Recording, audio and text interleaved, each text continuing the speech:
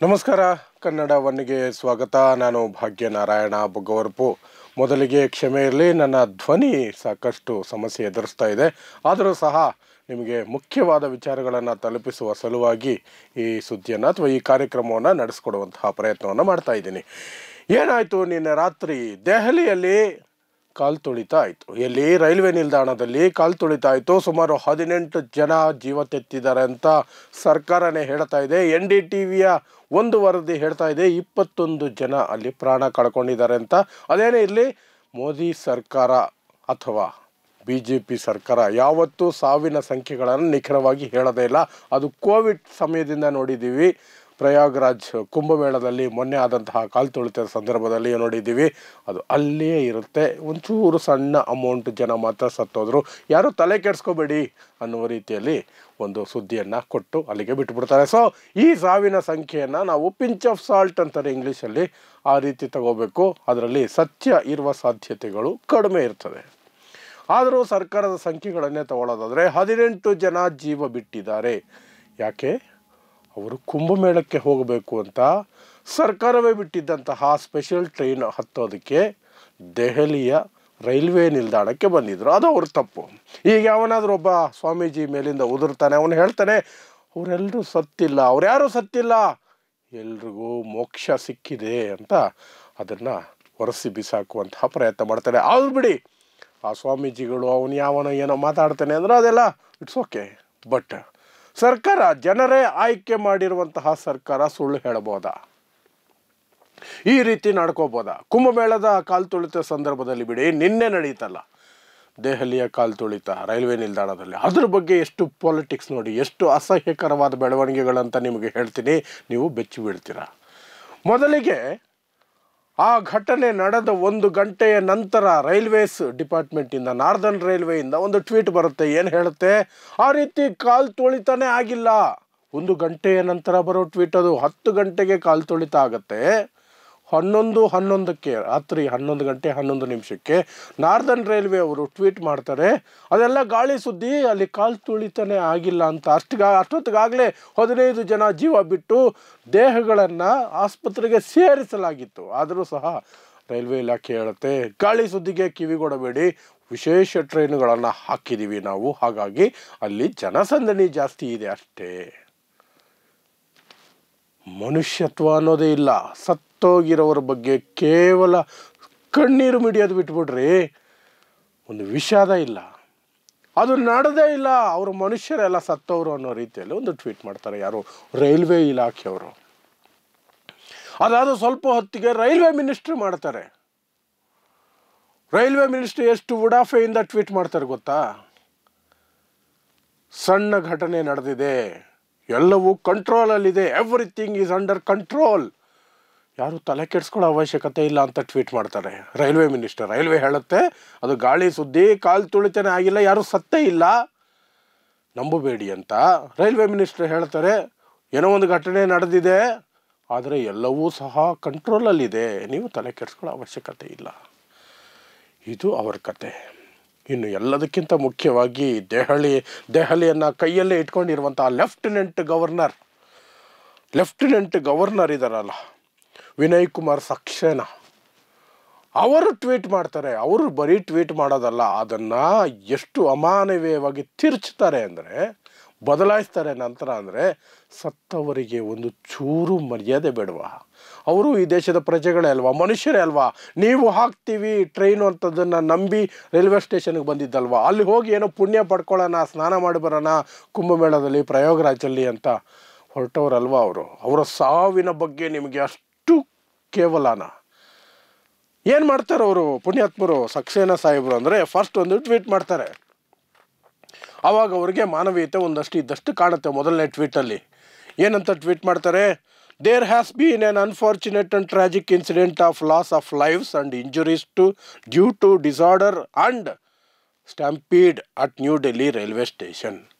ಅಂದರೆ ಒಂದು ದುರ್ಘಟನೆ ನಡೆದಿದೆ ದೆಹಲಿಯ ರೈಲು ನಿಲ್ದಾಣದಲ್ಲಿ, ಅದರಲ್ಲಿ ಸಾಕಷ್ಟು ಜನ ಮೃತರಾಗಿದ್ದಾರೆ, ಪ್ರಾಣ ಕಳ್ಕೊಂಡಿದ್ದಾರೆ, ಮತ್ತು ಪೆಟ್ಟುಗಳು ಸಹ ಬಿದ್ದಿದ್ದಾವೆ, ಇಂಜೂರ್ಡ್ ಆಗಿದ್ದಾರೆ, ಗಾಯಾಳುಗಳಾಗಿದ್ದಾರೆ.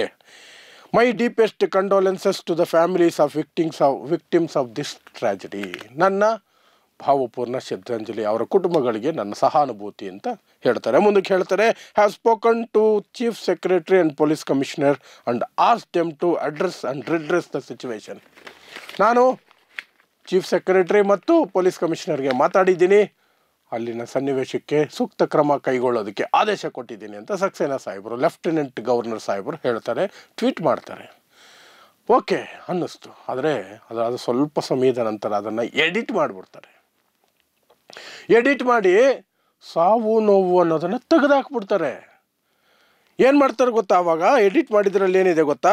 There has been an unfortunate incident at New Delhi railway station, full stop. ಒಂದು ಅಹಿತಕರ ಘಟನೆ ನಡೆದಿದೆ ದೆಹಲಿಯ ರೈಲ್ವೆ ನಿಲ್ದಾಣದಲ್ಲಿ. ಸತ್ತೋಗಿದ್ದಾರೆ, ಗಾಯಾಳು ಆಗಿದ್ದಾರೆ ಅಂತಿತ್ತಲ್ಲ, ಅದು ಕಟ್ ಮಾಡಿ ಬಿಸಾಕೋರು. ಅದಕ್ಕೆ ಬದಲಾಗಿ ಬೇರೆ ಏನೇನೋ ಸೇರಿಸ್ತಾರೆ. ಏನು ಸೇರಿಸಿದ್ರು?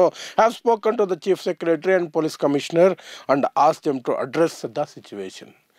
ನಾನು ಪೊಲೀಸ್ ಕಮಿಷನರ್ ಮತ್ತು ಚೀಫ್ ಸೆಕ್ರೆಟರಿಗೆ ಮಾತಾಡಿದ್ದೀನಿ, ಅಲ್ಲಿ ಸನ್ನಿವೇಶಕ್ಕೆ ಸೂಕ್ತ ಕ್ರಮಗಳನ್ನು ಕೈಗೊಳ್ಳಿ ಅಂತ ಹೇಳಿದ್ದೀನಿ.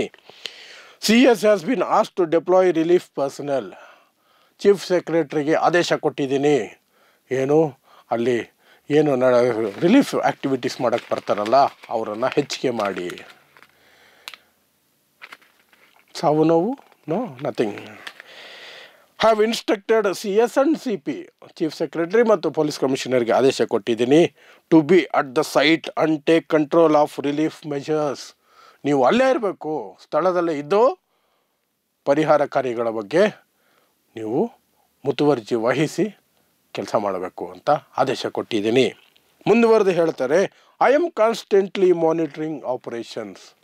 ನಾನು ಅಲ್ಲಿನ ಏನೆಲ್ಲ ನಡೀತಾ ಇದೆ ಅದೆಲ್ಲವನ್ನು ಸಹ ನಿರಂತರವಾಗಿ ಕಣ್ಣಿಟ್ಟು ನೋಡ್ತಾ ಇದ್ದೀನಿ ಅಂತ ಲೆಫ್ಟಿನೆಂಟ್ ಗವರ್ನರ್ ಟ್ವೀಟನ್ನು ಎಡಿಟ್ ಮಾಡ್ತಾರೆ. ಸಾವು ನೋವು ಅಂತಿತ್ತಲ್ಲ ಅದನ್ನು ತೆಗೆದು ಬಿಸಾಕ್ಬಿಡ್ತಾರೆ. ಮೇ ಬಿ BJP IT ಸೆಲ್ಲಿಂದ ಅಥವಾ ಪ್ರಧಾನಿ ಮೋದಿಯವರ ಆಫೀಸಿಂದ ಅಥವಾ ಅಮಿತ್ ಶಾ ಅವರ ಆಫೀಸಿಂದ ಕಾಲ್ ಬಂದಿತ್ತೇನೋ, ಸಾವು ನೋವು ಅಂತ ಯಾಕ್ರಿ ಹಾಕಿದಿರಿ, ನಮ್ಮ ವರ್ಚಸ್ಸು ಏನ್ರಿ ಆಗಬೇಕು, ನಮ್ಮ ಸರ್ಕಾರ ಕೆಟ್ಟ ಹೆಸರು ಬರಲ್ವಾ, BJP ಕೆಟ್ಟ ಹೆಸರು ಬರಲ್ವಾ, ಹಾಳಾಗೋಗ್ಲಿ BJP ಸರ್ಕಾರ, ಮೋದಿ ಕೆಟ್ಟ ಹೆಸರು ಬರಲ್ವಾ ಅಂತ ಯಾರಾದರೂ ಹೇಳಿರಬೇಕು. ಅದಕ್ಕೆ ಸಾವು ನೋವು ಅನ್ನೋದನ್ನು ಎಡಿಟ್ ಮಾಡಿ ಕಟ್ ಮಾಡಿ ಬಿಸಾಕ್ಬಿಟ್ರು. ಏನೋ ಆಗಿದೆ, ಅಲ್ಲಿ ಪರಿಹಾರ ಕಾರ್ಯ ಕೈಗೊಳ್ಳಿ ಅಂತ ನಾನು ಆದೇಶ ಕೊಟ್ಟಿದ್ದೀನಿ, ಇಲ್ಲಿಗೆ ತಂದು ನಿಲ್ಲಿಸಿದ್ರು. ಇದು ಚೀಫ್ ಸೆಕ್ರೆಟರಿ ಅವರ ಒಂದು ಕೃತ್ಯ. ಆದರೆ ನಮ್ಮ ನರೇಂದ್ರ ಮೋದಿಯವರು ಮಹಾನ್ ಇಂಗ್ಲೀಷ್ ಪಂಡಿತರವರು, ನಾನು ಒಬ್ಬರಿಗೆ ಭಾಷೆ ಬಂದಿಲ್ಲ ಅಂದರೆ ಅದು ತಪ್ಪು ಅಂತ ಹೇಳ್ತಾ ಇಲ್ಲ, ಆದರೆ ಅಮೇರಿಕ ಅಧ್ಯಕ್ಷರು ಮಾತಾಡ್ತಿರ್ಬೇಕಾದ್ರೆ ಅರ್ಥ ಮಾಡ್ಕೊಳ್ಳೋಕೆ ಇಬ್ಬಿಬ್ಬರು ಟ್ರಾನ್ಸ್ಲೇಟರ್ನ ಇಟ್ಕೊಂಡಿದ್ರು. ಯಾಕೆ? ಇಂಗ್ಲೀಷ್ ಬರಲ್ಲ. ಇಟ್ಸ್ ಓಕೆ, ಇಂಗ್ಲೀಷ್ ಬರಬೇಕು ಅಂತೇನಿಲ್ಲ, ನಮಗೆ ಬರಬೇಕಾಗಿದ್ದಿಲ್ಲ, ನಮ್ಮ ಮಾತೃಭಾಷೆ ಅಲ್ಲ ಅದು, ನಮಗೆ ಅವಶ್ಯಕತೆ ಇಲ್ಲ. ಅಂತಾರಾಷ್ಟ್ರೀಯ ಮಟ್ಟದಲ್ಲಿ ಹೋದಾಗ ಟ್ರಾನ್ಸ್ಲೇಟರ್ಸ್ ಇರ್ತಾರೆ, ಅಲ್ಲಿ ಕೆಲಸ ಆಗುತ್ತೆ, ನಥಿಂಗ್ ಟು ವರಿ, ಅದು ತಪ್ಪೇ ಅಲ್ಲ. ಅವ್ರಿಗೆ ಇಂಗ್ಲೀಷ್ ಬರಲ್ಲ ಅನ್ನೋದು ತಪ್ಪೇ ಅಲ್ಲ. ಆದರೆ ಈ ಸಾಹೇಬರು ಇಂಗ್ಲೀಷಲ್ಲಿ ಟ್ವೀಟ್ ಮಾಡ್ತಾರೆ, ಹಿಂದಿಯಲ್ಲಿ ಮಾಡಿಬಿಟ್ರೆ ಎಲ್ಲರೂ ಓದ್ಬಿಡ್ತಾರಲ್ಲ. ಅಲ್ಲೊಂದು ದುರ್ಘಟನೆ ಆಗಿಬಿಟ್ಟಿದೆ, ಒಂದಷ್ಟು ಜನ ಸತ್ತೋಗಿದ್ದಾರೆ, ಅವರೆಲ್ಲರಿಗೂ ನನ್ನ ಆತ್ಮದ ಒಳಗಿಂದ ಸಂತಾಪಗಳನ್ನು ಸೂಚಿಸ್ತೀನಿ ಅವರ ಕುಟುಂಬಗಳಿಗೆ ಅಂತ ಇಂಗ್ಲೀಷಲ್ಲಿ ಟ್ವೀಟ್ ಮಾಡ್ತಾರೆ.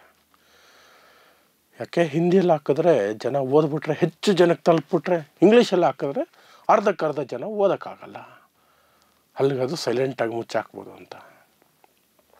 ಎಂತಹ ನೀಚತನ ನೋಡ್ರಿ.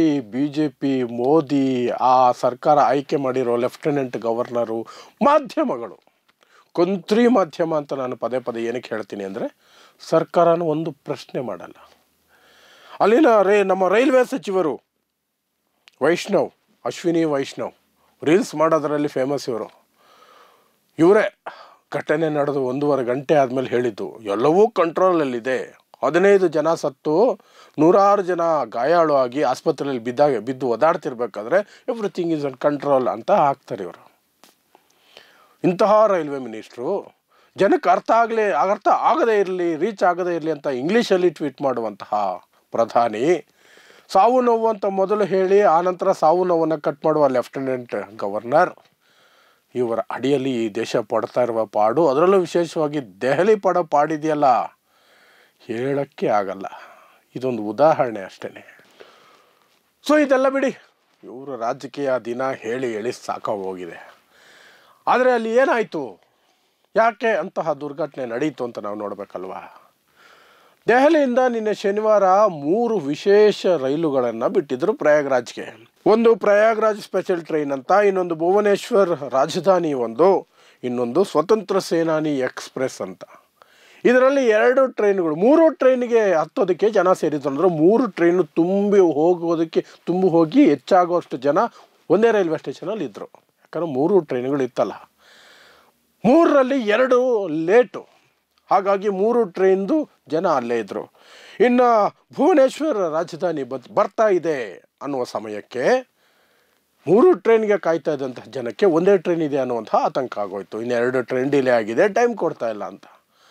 ಆ ಟ್ರೈನ್ಗೆ ಅವರು ಪ್ಲ್ಯಾಟ್ಫಾರ್ಮ್ ನಂಬರ್ 16ರಲ್ಲಿ ವೆಯ್ಟ್ ಮಾಡ್ತಾಯಿದ್ರು. ಯಾವುದಕ್ಕೆ? ಭುವನೇಶ್ವರ್ ರಾಜಧಾನಿಗೆ. ಆದರೆ ಇದ್ದಕ್ಕಿದ್ದಂಗೆ ಅನೌನ್ಸ್ಮೆಂಟ್ ಬರುತ್ತೆ, ಭುವನೇಶ್ವರಿ ರಾಜಧಾನಿ ಎಕ್ಸ್ಪ್ರೆಸ್ 14ನೇ ಪ್ಲ್ಯಾಟ್ಫಾರ್ಮಿಗೆ ಬರುತ್ತೆ ಅಂತ. ಅದು ಅನೌನ್ಸ್ ಆಗಿದ್ದೇ ತಡ 3 ಟ್ರೈನ್ಗೆ ಕಾಯ್ತಾ ಇದ್ದ ಜನ ಒಮ್ಮೆಲೆ ಓಡ್ತಾರೆ 14ರಿಂದ 16ನೇ ಪ್ಲ್ಯಾಟ್ಫಾರ್ಮ್ ಕಡೆಗೆ. ಮೆಟ್ಲು ಹತ್ತಬೇಕಾದ್ರೆ, ಇಳಿಬೇಕಾದ್ರೆ ಪ್ಲ್ಯಾಟ್ಫಾರ್ಮಲ್ಲಿ ಎಲ್ಲ ಕಡೆ ಕಾಲು ತೊಳಿತ. ಅದರ ಜೊತೆಗೆ ಟಿಕೆಟ್ ತಗೊಳ್ಳೋಕ್ಕೆ ಅಂತ ನಿಂತಿದ್ದ 1,500 ಜನ ಇದ್ರಂತೆ, ಅನ್ರಿಸರ್ವ್ಡ್ ಟಿಕೆಟ್ ತಗೊಳ್ಳೋಕ್ಕೆ. ಅವರು ಸಹ ಇನ್ನೊಂದು ಕಡೆಯಿಂದ ನುಗ್ಗಿದ್ರು. ಎಲ್ಲ ಸೇರಿದ್ರು ಒಂದೇ ಕಡೆ. 3 ಟ್ರೈನ್ ಜನ ಒಂದೇ ಜಾಗದಲ್ಲಿ ನಿಂತ್ಕೊಂಡ್ರು. ಅದು ಪ್ಲ್ಯಾಟ್ಫಾರ್ಮ್ ಚೇಂಜ್ ಆಗಬೇಕಾಯಿತು. ಕೊನೆ ಕ್ಷಣದಲ್ಲಿ ಪ್ಲ್ಯಾಟ್ಫಾರ್ಮ್ ನಂಬರ್ ಬೇರೆ ಬದಲಾಯಿಸಿದ್ರು, ಒಟ್ಟಿಗೆ ನುಗ್ಗಿದ್ರು. ಇನ್ನೇನಾಗತ್ತೆ, ಕಾಲು ತುಳಿತ ಆಗುತ್ತೆ. ಮಹಿಳೆಯರು, ಮಕ್ಕಳು, ವೃದ್ಧರು ವಿಶೇಷವಾಗಿ ಫುಲ್ ಎಫೆಕ್ಟ್ ಆಗ್ತಾರೆ. ಯಾರೆಲ್ಲ ಏನೇನೋ ಆಯಿತು, 18 ಜನ ಜೀವ ಹೋಗಿದೆ ಅಂತ ಸರ್ಕಾರನೇ ಹೇಳ್ತಾ ಇದೆ. ಸರ್ಕಾರದ ಪರವಾಗಿ ಬ್ಯಾಟ್ ಮಾಡೋ NDTVಯಲ್ಲಿ ಒಂದು ವರದಿಯಲ್ಲಿ 21 ಜನ ಇರಬಹುದು ಸಾವಿನ ಸಂಖ್ಯೆ ಅಂತ ಹೇಳ್ಕೊಳ್ತಾ ಇದ್ದಾರೆ. ಸೊ ಇದಿಷ್ಟು ನಿನ್ನೆ ದೆಹಲಿ ರೈಲ್ವೆ ನಿಲ್ದಾಣದಲ್ಲಿ ನಡೆದಂತಹ ಕಾಲು ತುಳಿತದ ವರದಿ. ಒಂದು ಸರ್ಕಾರದ ಅಮಾನವೀಯ ನಡವಳಿಕೆ, ಇನ್ನೊಂದು ಅದಕ್ಕೆ ಕಾರಣ. ನೋಡ್ತಾ ಇರಿ ಸಮಾಜಕ್ಕಾಗಿ ಕನ್ನಡ 1 ನ್ಯೂಸ್. ನಮಸ್ಕಾರ.